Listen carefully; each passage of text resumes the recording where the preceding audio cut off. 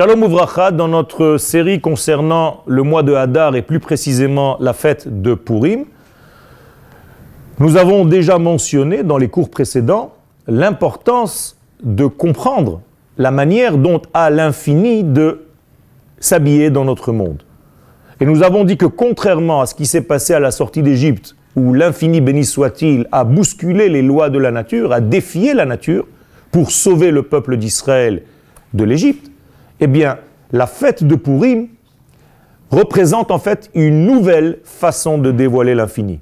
Cette nouvelle façon est de permettre à l'infini de s'habiller dans la nature sans bousculer et sans défier ses lois. C'est-à-dire que la nature devient à Purim une forme de kéli, de récipient, de réceptacle à la lumière divine, sans pour autant se détériorer.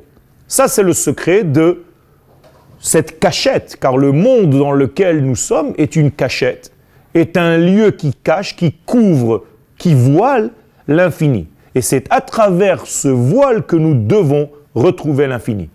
Vous comprenez maintenant pourquoi dans la Megillat Esther, eh bien le nom est justement Megillah dévoilé, Esther ce qui est caché.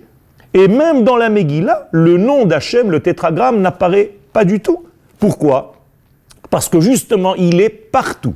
Mais il est partout d'une manière habillée dans ce voile en réalité de l'existence. Eh bien, c'est à nous de dévoiler, de révéler à travers ces vêtements naturels l'infini béni soit-il. Et donc, tous les acteurs qui sont autour de cette fête de Purim viennent en réalité jouer les rôles ou de ceux qui cachent et qui tentent de cacher, et ceux en face qui dévoilent ou qui tentent de dévoiler. Et donc il y a un combat entre deux forces, les forces qui cachent l'infini et les forces qui dévoilent l'infini. Bien entendu, les forces qui cachent l'infini, ce sont les acteurs dans la Megillat Esther de Achashverosh, de Haman, de Vashti et de toute la Perse antique d'une manière générale. Et les éléments qui viennent dévoiler la lumière divine, eh bien c'est l'autre équipe, l'équipe de la Kedusha, avec Mordechai, Esther et tous les éléments du peuple d'Israël qui viennent jouer le rôle donc de révélateurs dans le monde qui masque. Et c'est pour cela que nous sommes à Purim derrière des masques pour démasquer l'infini qui se cache derrière la nature. Toda Rabba. Mordechai. Shalom Uvracha. Dans le thème de Purim que nous avons déjà commencé à traiter, nous avons dit que le but, c'est de permettre à l'infini de se dévoiler dans ce monde à travers les écrans de ce monde, les écrans naturels de la nature, qui cachent en fait l'infini. Eh bien, lorsque l'infini se dévoile dans ce monde, il se trouve face à un ennemi. C'est-à-dire que chaque fête du calendrier hébraïque, lorsqu'elle arrive avec elle une force contradictoire à cet écoulement divin, j'allais dire. La force contradictoire à la fête de Purim et à ce qu'elle vient révéler, c'est Amalek. Amalek est une force, plus qu'un peuple, c'est aussi une force qui habille ce peuple et qui habille une notion très importante qui, elle, va empêcher, c'est son rôle, empêcher le peuple d'Israël de jouer son rôle sur le podium de l'histoire. C'est-à-dire que Amalek apparaît toujours dans l'histoire d'Israël au moment où Israël va dévoiler, va concrétiser le divin sur terre. La Torah nous dit, et c'est un passage que nous devons lire avant d'arriver à la fête de Purim, Zachor et asher asa lecha Amalek baderech betzetrem mimitzrayim. Souviens-toi de ce que Amalek t'a fait au moment où tu es sorti d'Égypte. Pourquoi au moment où tu es sorti d'Égypte et pas au moment où tu étais en Égypte? Parce qu'en Égypte, Amalek n'a pas besoin de travailler. L'Égypte est elle-même un écran total à la lumière divine.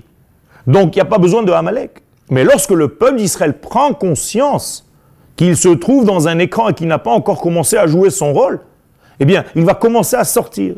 Au moment où il sort d'Égypte, pour l'empêcher, pour contrarier sa sortie, va apparaître donc Amalek. Et quel est son mode d'action? Asher karcha baderech. Il va te refroidir en route. Il va te refroidir sur ta route. Il va en réalité empêcher ton chemin d'aboutir, d'arriver. D'arriver vers quoi? Vers qui? Mais tout simplement, quand on sort d'Égypte, on rentre en terre d'Israël. Donc Amalek va tenter d'empêcher le peuple d'Israël d'arriver sur sa terre, parce que c'est sur sa terre qu'il va commencer à jouer son rôle primordial. Et donc Amalek va tout faire pour que le peuple reste dans les méandres de l'exil, comme dit mon ami Roni, c'est-à-dire dans le désert de la vie, que ce soit en Europe, dans les temps modernes, ou que ce soit dans la Perse antique, à cette même époque. C'est-à-dire que Amalek va jouer le rôle tout le temps d'empêcheur d'arriver sur la terre d'Israël. Comment il s'y prend? Eh bien, il va prendre les gens faibles, les gens qui ont perdu en réalité leur foi, leur émouna, leur réalité, leur état de révélation du divin, leur néhémanout, leur fidélité au divin. Eh bien, il va les refroidir, il va les prendre, il va les arrêter en chemin. Il va t'affaiblir, il va causer en sorte que tu ne puisses plus avancer, Velo yare Elohim, et que ta crainte de Elohim soit diminuée. Ça, c'est le travail de Amalek. Sans comprendre la qualité de cet ennemi, je dis qualité bien entendu entre guillemets, eh bien je ne peux pas rentrer à Purim. Car entrer à Purim et vivre cette journée, ou ces 2 jours plus précisément, c'est d'abord et avant tout combattre l'ennemi Amalek qui se trouve à l'intérieur de nous. Et au niveau collectif, national, et au niveau individuel. Donc il faut combattre ce qui nous empêche de réaliser Dieu sur terre. Ça, c'est la fête de Purim. Chag Sameach ve Toda Rabba.